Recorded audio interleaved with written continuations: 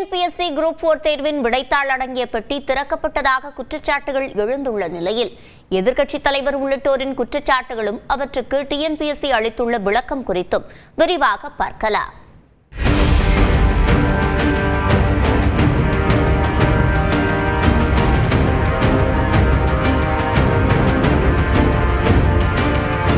தமிழ்நாட்டில் ஜூலை 12ஆம் தேதி மாநிலம் முழுவதும் டிஎன்பிஎஸ்சி குரூப் 4 தேர்வு நடைபெற்றது. இந்த தேர்வு மிகவும் கடினமாக இருந்ததாக தேர்வு எழுதியவர்கள் கூறிய நிலையில் சில இடங்களில் வினாத்தாள் கசிந்ததாகவும் குற்றச்சாட்டுகள் எழுந்தன.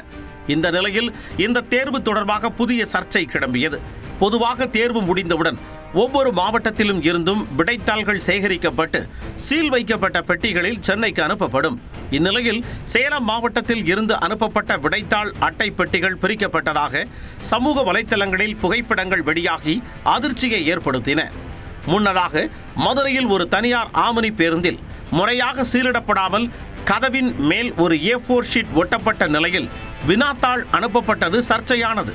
தற்போது விடைத்தாள் பெட்டி பிரிக்கப்பட்டதாக எழுந்துள்ள குற்றச்சாட்டு குறித்து எக்ஸ் பக்கத்தில் பதிவிட்டிருந்த எதிர்க்கட்சித் தலைவர் எடப்பாடி பழனிசாமி, குளறுபடிகளின் உச்சமாக இருக்கும் குரூப் 4 தேர்வை ரத்து செய்துவிட்டு மறு தேர்வு நடத்த வேண்டும் என வலியுறுத்தியுள்ளார்.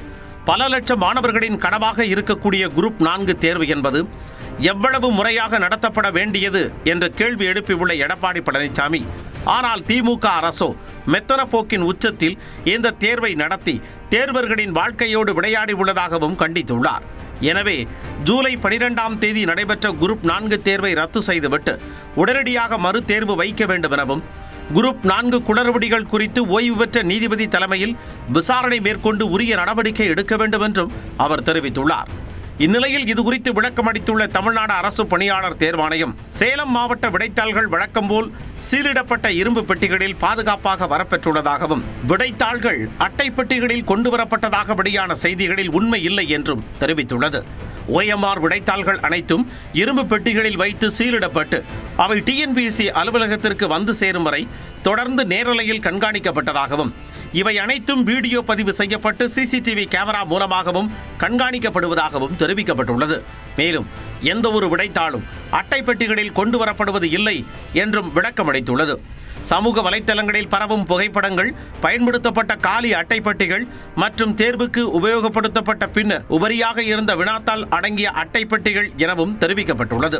இந்நிலையில் டிஎன்பிஎஸ்சி விடைத்தாள் தொடர்பாக தஞ்சை பாபநாசத்தில் பரப்புரையின் போது பேசிய EPS, தற்போது நடந்த குரூப் 4 தேர்வு ரத்து செய்யப்படவில்லை என்றால் அதிமுக ஆட்சி அமைந்ததும் அந்த நியமனங்கள் ரத்து செய்யப்படும் என்றார். வினாத்தாள்ல சிலபஸ், அந்த சிலபஸ் அந்த கேள்வி கேட்கல, அதுக்கு அப்பாற்பட்டு அந்த டிஎன்பிஎஸ்சி தேர்வு கேள்வி வந்திருக்குது. அதனால கடினமாகி பல பேர் அந்த தேர்வு எழுத முடியாத ஒரு சூழ்நிலை ஏற்பட்டிருக்குது. முழுமையா தேர்வு எழுத முடியல. இப்படிப்பட்ட குளறுபடியான தேர்தலை ரத்து செய்து மீண்டும் டிஎன்பிஎஸ்சி தேர்தல் குரூப் 4 மறு தேர்தல் நடத்தப்பட வேண்டும் இந்த அரசு. அப்படி நடத்தாமல் இதையே வைத்துக் கொண்டு நீங்கள் தேர்ச்சி பெற்றவர்கள் அறிவித்தால் அதிமுக அரசு வந்த பிறகு அது ரத்து செய்யப்படும். இந்த தேர்வை 11,48,019 பேர் எழுதிய நிலையில் தற்பொழுது கிளம்பியுள்ள சர்ச்சையால் தேர்வர்கள் அச்சத்தில் உள்ளனர்.